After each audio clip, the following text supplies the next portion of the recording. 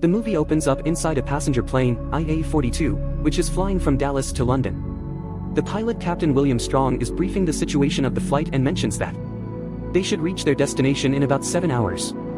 He also says that the weather conditions are perfect and that they will not face any hindrances along the way. Captain Strong is accompanied by co-pilot Daniel Prentice, with whom he has flown several flights together. As the duo is talking, a strange anomaly suddenly occurs. The electronics inside the cockpit start flickering, and this prompts Captain Strong to call for help. Fortunately, the ground control assures him that they don't have any mechanical problems and that the skies ahead are clear.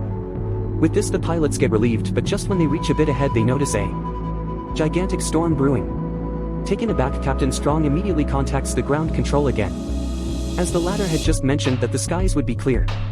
However, to their surprise, the man mentions that the storm appeared out of nowhere. Left with no options, Captain Strong urges the passengers to remain in their seats and proceeds to get through the storm. Co-pilot Daniel is unsure about the idea, but the captain tells him that it's the only way. After this, both of them brace through the intense turbulence while the passengers scream in fear.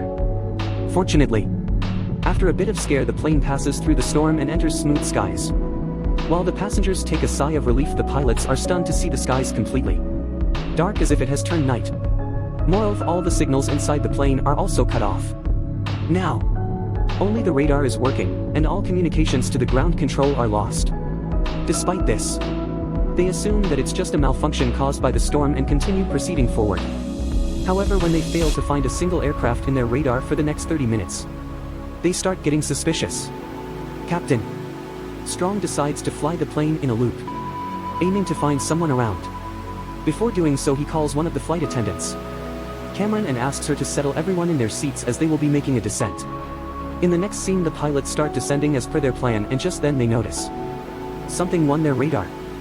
At first, the captain becomes happy, but when Daniel mentions that it's not a normal aircraft, he starts getting scared. Lo and behold, they see a large number of fighter planes bombarding a city, in what appears to be a war. This sends the passengers into a state of panic, but the flight attendants quickly calm them down, mentioning that everything will be fine. Meanwhile, inside the cockpit, the pilots are equally stunned. But just as they can investigate the situation, a bunch of fighter planes start circling them as they are about to be attacked. They use their radar to get away from the firing line, and again ascend into the sky. With this, the danger gets averted for the time being, but the passengers start getting anxious by the minute. Some of them demand Cameron to reveal what's happening, but she calmly assures them that everything is under control. In the meantime, Captain Strong fails to contact anyone on the ground, and since he has no clue about the current location, he decides to descend once again. The plan is to inspect the surrounding and deduce the exact location that they're in. Daniel immediately disagrees, as he is wary of the threat looming below. However, when the captain mentions that they'll soon run out of fuel, he agrees. Meanwhile, two passengers, who are revealed to be historians, Dale and Bennett, find the situation odd and decide to inform the captain about it. They then sneak up inside the cockpit and inform Captain Strong that the fighter planes they just witnessed have not been made since 1945.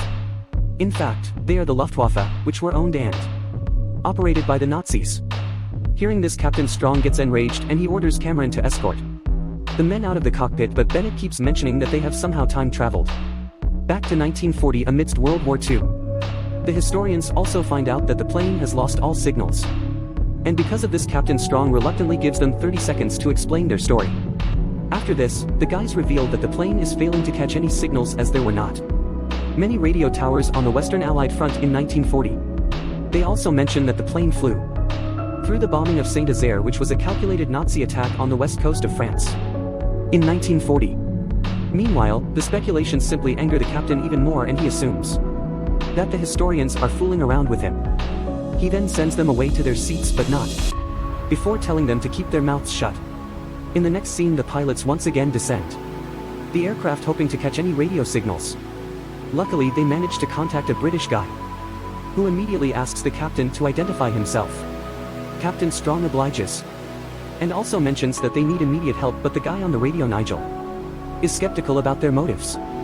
He believes that it is impossible to catch a radio signal from an airplane which is flying at a high altitude, and rightly so, during the Second World War. The British did not have such advanced equipment to intercept long-range transmissions. With time running out, Captain Strong requests Nigel for help, but the latter is confused about their identity. As a result, Captain Strong asks Nigel for the date and he replies that it's June 17th, 1940. This shocks the captains and they finally realize that the historians were not lying. However, they are still unable to convince Nigel that they are a commercial plane. With no options left, Captain Strong calls in the historians and lets them talk to Nigel. Bennett deduces a rough location through his assumptions and also mentions that they have passed the spot where the Lancastria was sunk. Hearing this, Nigel gets taken aback, as in his time the Lancastria is still active. He then decides to head to his superior and confirm if the guys are speaking the truth.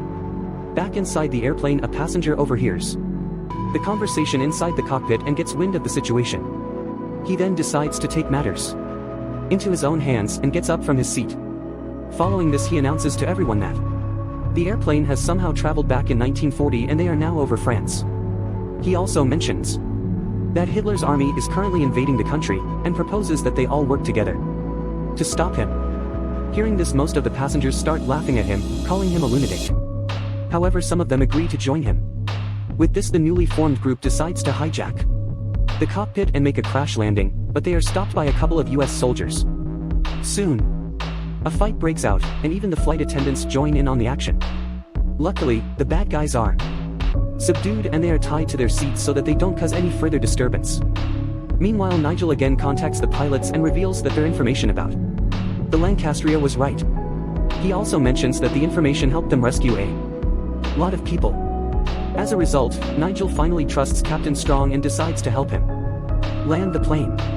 But for that, he will need their exact location. Captain Strong and the historians give a rough estimate of their location, but it is still not enough. Hence, the co-pilot comes up with a plan to turn back their lights so that they can be visible to the British soldiers. Sadly, as soon as he does so, the Germans find them first and a bunch of fighter planes start surrounding them. They start pelting the aircraft with bullets, sending the passengers into a state of total chaos. Despite this, Captain Strong doesn't panic and he tries his best to avert the attack.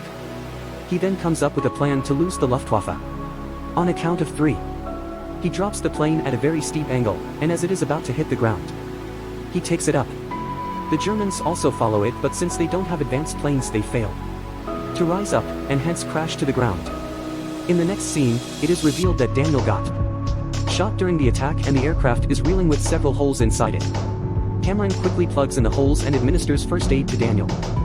Following this, Captain Strong finally decides to confront the scared passengers.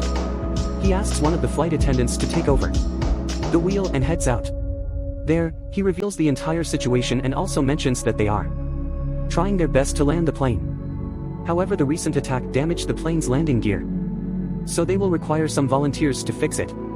At first, everyone stays silent, as they are scared to death, but soon two brave passengers, Teresa and Hector, agree to volunteer. Soon, the trio heads down to the tail section of the aircraft and starts investigating. Teresa, being an engineer, quickly identifies the problem and starts fixing it. After a while, she is successful, but there is one last obstacle. The landing gear is jammed with something. Hence, in order to fix it, someone will have to go down there and remove the object.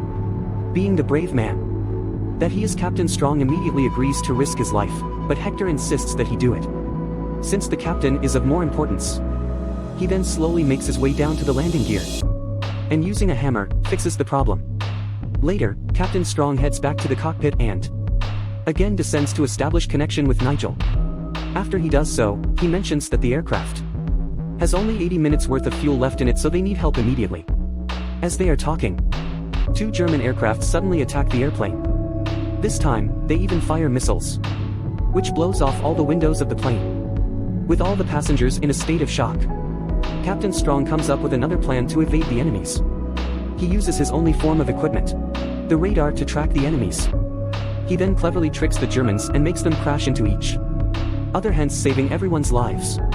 After the close call, Daniel realizes that they can't keep descending down, as it will reveal their location to the Germans. Just when all hope seems to be lost, Bennett comes up with an idea. He proposes that they cut off the airplane radar and send it over to Nigel so that he can use it and guide them through to safety. The captains are hesitant about the plan, but they have no other choice but to agree. Following this, They re-establish contact with Nigel and brief their plan to him. Nigel is surprised that they are willing to give up on their best weapon, but he nonetheless agrees to help. The pilots then agree to hand over the radar at a specific location and start preparing for it. In the next scene, the flight attendants start searching through the luggage haphazardly, hoping to find something useful that can cushion the landing. Just then, an old man hands them over some toy parachutes, which he had supposedly picked for his grandkids. After this, the preparations for the drop begins. They quickly wrap the radar in a thick layer of clothes and suspend it with the parachutes. After a while they reach the designated spot, chuck the device out of the plane and inform Nigel about it. Sadly, the package lands right near the Swiss-German border, and it is discovered by the Nazis first. Right then, some members of the British Army arrive there and an intense shootout ensues between the two parties. Fortunately, the Nazis are killed, and the British take the package to Nigel. Wasting no time, he quickly sets up the radar inside his base and starts operating it. He then guides Captain Strong with the help of the device until they reach a safe place. By this time the aircraft is running incredibly low on fuel, and the captain requests Nigel to find a landing spot as soon as possible. As he is skimming through the place, he suddenly spots a large blip on the radar, which doesn't look like any aircraft. Surprisingly, the blip turns out to be another storm similar to the one which teleported them into this world. Seeing this, Captain Strong suggests they go through it, as they don't have enough fuel to land elsewhere. He then bids Nigel a goodbye and thanks him for his assistance. After this, he announces to the passengers that they will be going through another storm, and if they are lucky they will meet each other soon. Captain Strong then braces himself and along with Daniel plunges the aircraft into the storm. Fortunately, their plan works, and the aircraft is teleported back to present time in Berlin. The ground control there contacts them and mentions that the whole runway has been cleared for them to land. At last, after 6 hours of chaos and terror, flight IA-42 finally lands. In the last scene of the movie, all the passengers celebrate the landing and start heading out one by one. After a while, Captain Strong also gets out of the cockpit and finds the same old man sitting alone inside the plane. He appears to be writing a book titled The Radar System That Saved Europe. The movie ends as the old man is revealed to be none other than Nigel himself.